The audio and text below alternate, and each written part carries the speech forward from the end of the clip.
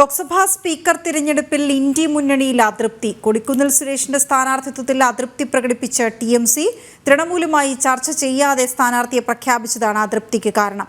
ഗൗതം അനന്തനാരായണൻ വിവരങ്ങളുമായി ചേർന്നു. ഗൗതം, ഒരുപക്ഷെ ഇന്ത്യ മുന്നണിയുടെ വലിയ പ്രശ്നം ഈ ചെറിയ ഒട്ടേറെ കക്ഷികൾ ഉള്ളതുകൊണ്ട് തന്നെ കൂട്ടായ ചർച്ചകൾക്കൊടുവിൽ വരുന്ന തീരുമാനങ്ങളല്ലാതെ അംഗീകരിക്കാനുള്ള സാധ്യത. അതുകൊണ്ട് തന്നെ മിക്ക തീരുമാനങ്ങൾക്കും ഈ അസ്ഥിരത. ഇതിപ്പോൾ ചരിത്രത്തിൽ ആദ്യമായി ഒരു സ്ഥാനാർത്ഥിയെ നിർത്താൻ അവർ തീരുമാനിക്കുന്നു, പക്ഷേ അതും വലിയ പ്രശ്നത്തിലേക്കാണോ?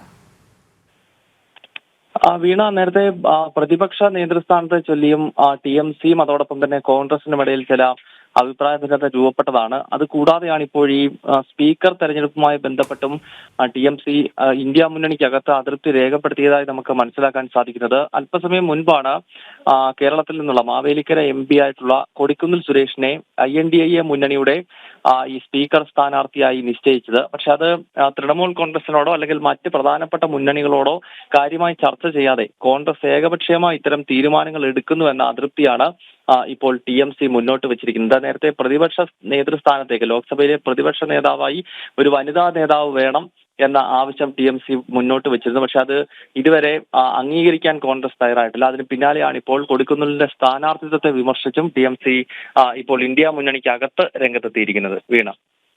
ഓക്കെ, ശരി ഗൗതം.